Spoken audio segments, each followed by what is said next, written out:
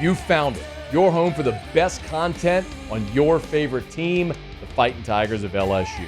Do us a favor, subscribe to the channel, leave your comments below, and be sure to smash that like button.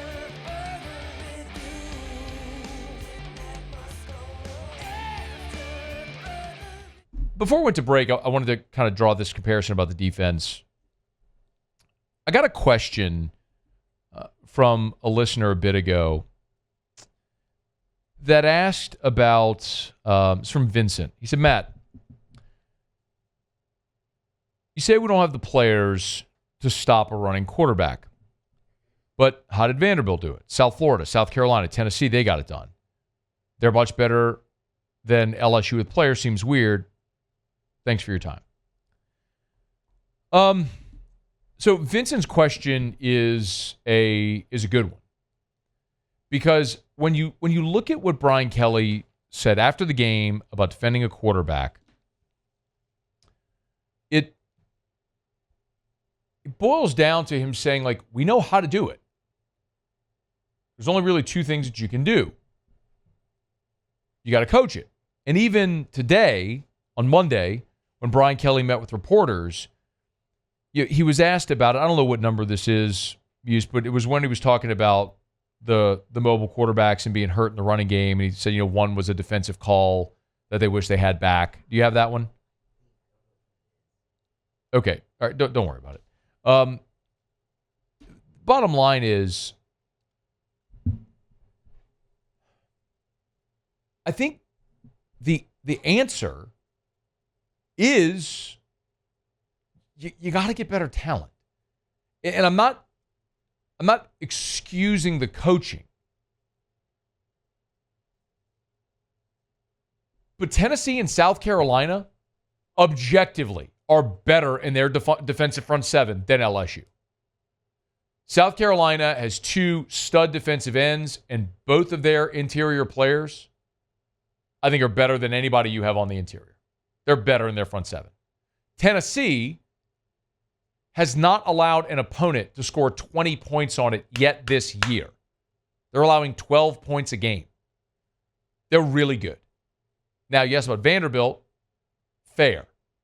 South Florida, same thing. I'd have to go watch the film. I was at Don Juan doing postgame whenever they were playing South Florida, and I wasn't locked into that game. Maybe it was just, what was their approach? Were they trying to run Jalen Milroe the way that they did against LSU? What was very clear is that against LSU, Alabama's approach was, we are running the quarterback at this defense. When Marcel Reed went into the game, he threw 2 passes. It was very clear they were going to run the ball at LSU's defense. Now, maybe that wasn't Alabama's path in all the other games they played. And to a degree, against Vanderbilt, he ran it 7 times. Milroe ran 7 times for 10 yards. Now, remember, sacks are factored into a rushing total, which is stupid. But they were trailing for a lot of that game and were probably throwing to get back into it. But I will tell you that if you just look, let me ask you this question. When you look at LSU's defense, how many NFL draft picks do you see there? Think about it for a second. Just think about it. How many guys do you think are NFL draftable players on that defense?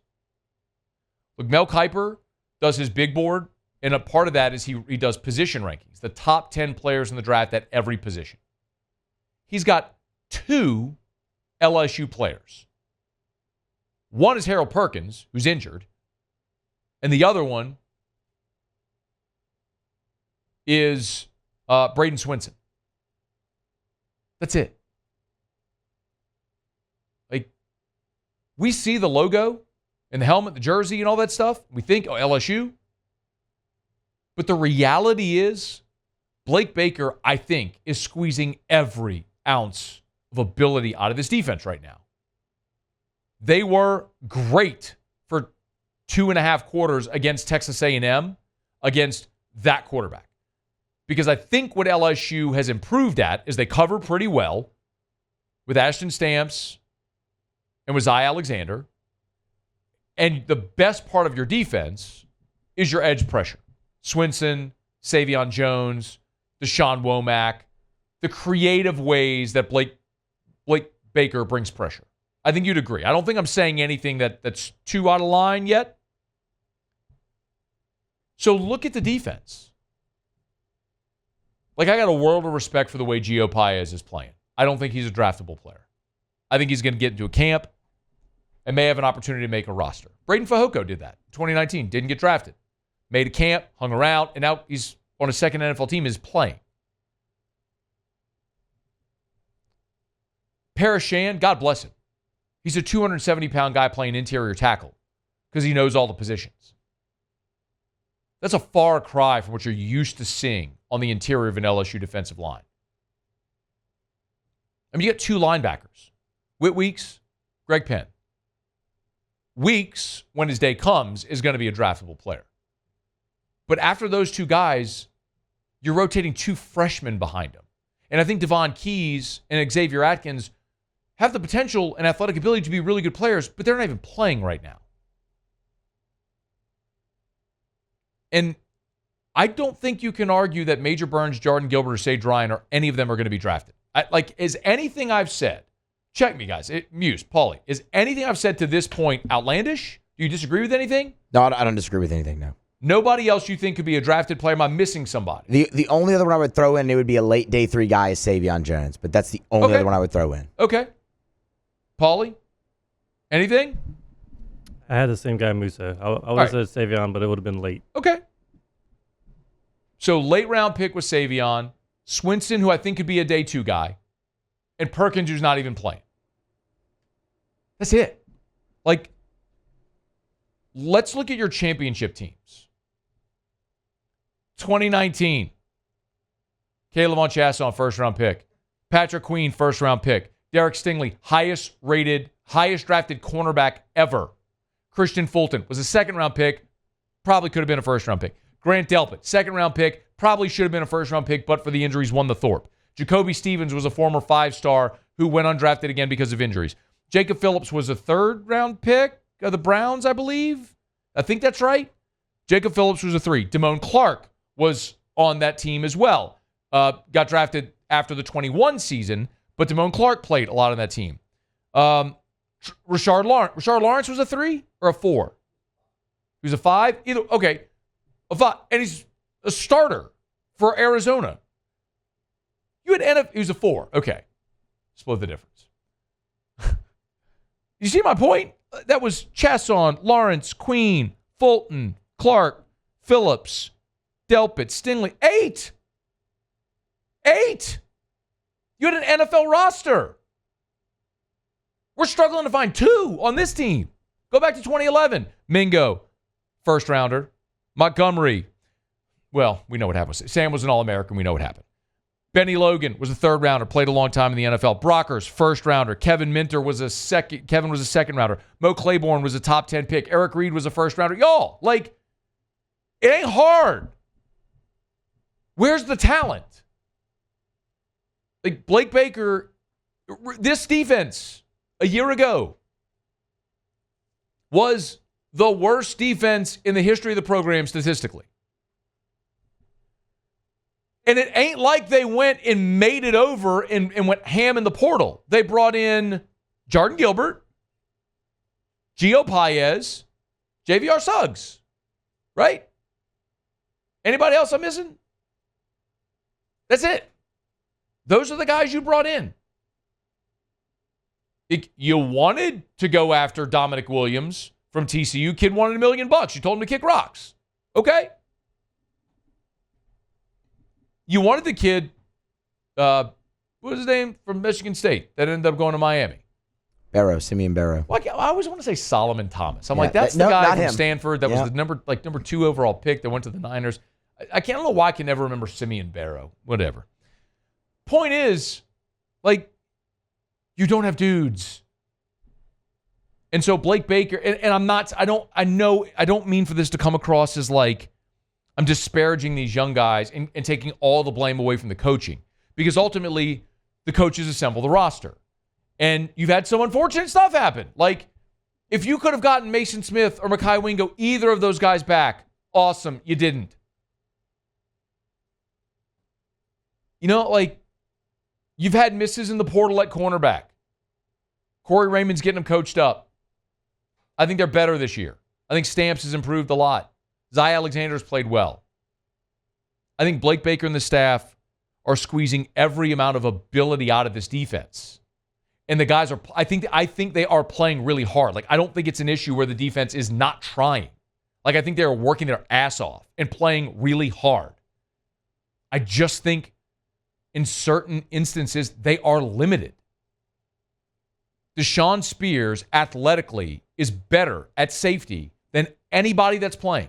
Deshaun Spears is more athletic than Jordan Gilbert, who, by the way, every time he makes a hit, his shoulder pops out. That's hard to play safety when your shoulder keeps popping out. Sage Ryan, better at safety than at corner, still not a draftable guy. Deshaun Spears has the ability one day to maybe be a first rounder or a day 2 guy. Kylan Jackson, Javen Toviano, Gabe Rutherford's playing a lot. You got a freshman in Don McKinley. I talked about Xavier Atkins and Devon Key, some of these freshmen. Like, you've got young, talented guys. But you're choosing to play. Like, I asked Brian Kelly this earlier today. I asked him point blank because he keeps saying, you know, there is no waiver wire. You can't go make trades or anything. The guys you got are the guys you got. And one of the things we've seen defensively from LSU, remember, that I'll oversimplify this. They played USC. It was a good team. They leaned on their veterans, right? Sage Ryan started at corner because he had played corner. It was that kind of thing. After that game, they spent the next 4 games just rotating dudes in a ton on defense to find out what they had. I think they looked at it and said, there's not a risk of losing any of these games, so let's go play a bunch of guys and see what we have. They almost lost South Carolina, but they won it. And then they went in their bye, and Brian Kelly famously said, hey, look, the time for rolling guys in and out is done. We got to decide who our guys are and roll with it. And they did, and they chose to go with all the veterans. Coming out of the bye, going into Ole Miss, they went with all the veterans. They played really well against Ole Miss and really well against Arkansas and really well for 2.5 quarters against Texas A&M. And then they ran into the thing that they can't stop because they don't have the dudes to stop Jalen Milroe. They don't have the dudes to stop Lenora Sellers. I don't know if they're going to be able to stop Diego Pavia. This week against Florida, they should function much better, regardless of whether or not Lagway plays. They should be much better against that offense than what they've seen the last game and a half. But like I asked Brian Kelly this point blank. I was like, are you at a point where you're considering, now he didn't answer the question how I wanted him to, where you're considering maybe playing some of the younger guys who played a lot early that haven't played really in the last 4 weeks? He took it to mean like, are you considering redshirting them? We have, from a defensive standpoint, it is all hands on deck. If we feel like you can help us, we have already identified the players that if they can help us, the 4-game situation relative to redshirting is out the window. So if we feel like there's a player that can come in and help our defense, we've already talked to the young man. We've already got clearance. We've already said, can we play you? And they've said, yes, I'm not worried about my redshirt. So anybody that plays from now on out, it's that they've got games remaining not to hit that 4-game threshold, or they've given us clearance to do that. We're going to play them. I don't think it's, I don't know that there's even anybody on that fence as far as a redshirt year. I'm more looking at it in terms of over the course of the month where a guy like Deshaun Spears hasn't played a ton. Has he gotten better to where you can now justify inverting the snaps between him and Sage Ryan or Jordan Gilbert? Like, if you look at his snap count, I'm just using Deshaun Spears because he played a lot early. Against USC, he played 2 snaps. Against Nichols, he played 28. Then he began starting. 44 against South Carolina, 37 against UCLA, 37 against South Alabama. Then remember we said, they go into the bye. Who can they count on? They went with the veterans. 3 snaps against Ole Miss, 5 snaps against Arkansas, 13 against A&M. That's when Gilbert got hurt again. And then just 8 against Alabama. He's not playing anymore. They've gone with the veterans. Over the past 5 weeks, has a guy like that improved enough to where you could justify playing him again because he's athletically better? I don't know.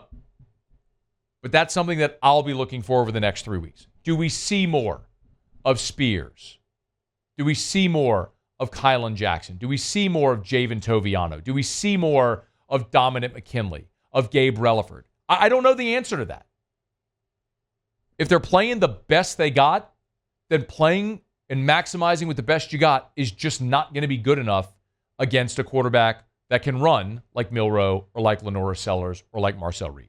So you should be good this week against Florida. I can't say the same thing a week from Saturday when you play Vanderbilt because Diego Pavia is going to run it. He's a problem. Wait and see. Hey, thanks so much for watching. Please leave your comments. I love to interact. And be sure to hit the red subscribe button below.